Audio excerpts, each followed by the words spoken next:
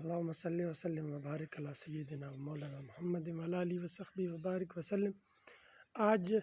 سورہ طٰہٰ میں جو موسیٰ علیہ السلام کی دعا ہے، جو خالق کائنات کی بارگاہ میں معروف آیات کی صورت میں اور معروف دعا جو عموماً ہر بندہ اس سے واقف ہے، اور خصوصاً جو علم سے شغف رکھنے والے لوگ ہیں،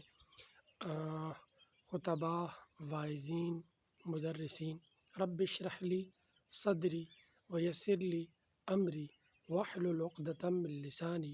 یفقہوا قولی واجعل لی وزیرا من اہلی ہارون اشدد بہ ازری واشرکہ فی امری کی نسبحک کثیرا ونذکرک کثیرا۔ حضرت موسیٰ علیہ السلام نے یہ دعا خالق کائنات کی بارگاہ میں تب کی جب خالق کائنات جل جلالہ نے یہ حکم دیا کہ اے موسیٰ اب جاؤ، اب مدین سے واپس جا کر فرعون جو باغی ہو چکا ہے، وہ سرکشی میں حد سے بڑھ چکا ہے، اب وقت آ گیا ہے کہ کلمہ حق اس کے سامنے کہا جائے اور اسے ظلم سے روکا جائے اور بنی اسرائیل کو ظلم سے نجات دلائی جائے۔ تو اس وقت حضرت موسیٰ علیہ السلام خالق کائنات کی بارگاہ میں دعا کرتے ہیں، رب اشرح لی صدری، اے اللہ میرے سینے کو کھول دے۔ عموماً آپ نے دیکھا ہوگا کہ جب اپنے بڑوں کے سامنے بات کی جاتی ہے تو پھر سینہ تنگ ہو جاتا ہے۔ کسی اہم ترین معاملے میں جس میں خصوصاً بڑوں کا چھوٹوں سے اختلاف ہو یا چھوٹوں کا بڑوں سے اختلاف ہو، اس مسئلے میں بات کرتے ہوئے ذرا سینہ تنگ ہو جاتا ہے، گلا دب جاتا ہے، اور بندہ ڈر اور خوف کی وجہ سے وہ بات نہیں کر سکتا، اس طرح بات نہیں کر سکتا جس طرح بات کرنی چاہیے۔ تو ایسے ہی آپ کوئی اگر وکیل لے لے تو وکیل جو گھر میں چھوٹا ہے اور اس سے بڑے موجود ہیں، تو وہ کچہری میں اور جج کے سامنے تو وہ بڑی وسیع البیان اور وسیع الفاظ سے وہ کلام کرے گا، بولے گا، مگر جب اپنے بڑوں کے سامنے بات کرنی پڑے، اپنے باپ کے سامنے بات کرنی پڑے، اور کسی اہم ترین مسئلے میں ماں سے بات کرنی پڑے یا چچا ماموں سے بات کرنی پڑے، تو عموماً آپ دیکھتے ہیں کہ وہ آواز برقرار نہیں رکھ سکتا۔ اس کی بنیادی وجہ صرف اور صرف یہ ہے کہ جب بڑوں کے سامنے بات کی جائے، جب طاقتور کے سامنے بات کی جائے، جب بادشاہ کے سامنے بات کی جائے، جب پارلیمنٹ میں بات کی جائے، یا کسی اہم ترین جگہ پہ بات کرنی ہو جہاں پہ پہلے بات نہ کی گئی ہو اور اس طرح بات نہ کی گئی ہو، تو اس طرح پھر بات کرنا یہ مشکل ہو جاتا ہے۔ تو چونکہ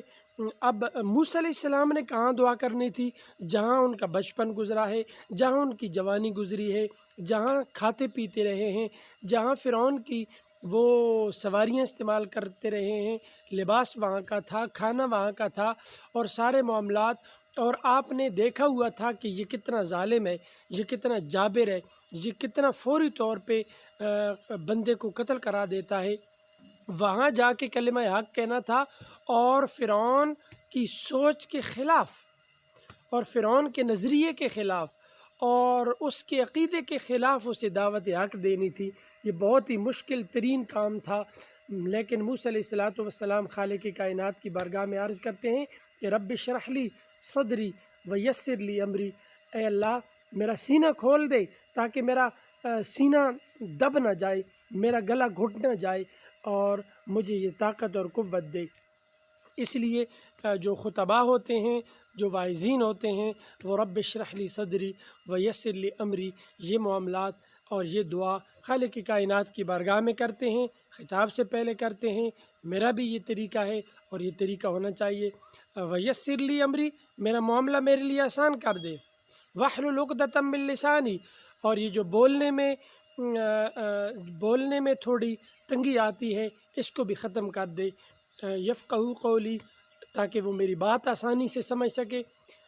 واجعل لی وزیرا من اہلی، اور مجھے ایک مددگار کی ضرورت ہے۔ عموماً جب اکیلا بندہ ہوتا ہے اس کی اور بات ہوتی ہے، لیکن جب ساتھ مددگار مل جاتا ہے تو پھر تھوڑا آسرا ہو جاتا ہے۔ اس لیے واجعل لی وزیرا من اہلی ہارون اشدد بہ ازری واشرکہ فی امری، میرے کام میں میرا ہیلپر اسے بنا دے، میرا مددگار بنا دے، تاکہ میرے ساتھ مل کے ہم اکٹھی دعوت دیں۔ آگے کیا فرماتے، کئی نسبحک کثیرا ونذکرک کثیرا، فرمایا کہ تاکہ ہم تیرا ذکر اور تیری تسبیح کثرت سے کریں۔ تو تسبیح اور ذکر صرف مسجدوں میں نہیں ہوتا، بلکہ بعض اوقات مسجدوں سے نکل کر، خانقاہوں سے نکل کر، درباروں سے نکل کر یہ اللہ کی تسبیح کلمہ حق کہنا اور جابر اور ظالم کے سامنے کلمہ حق کہنا، یہ تسبیح اور ذکر ہوتا ہے۔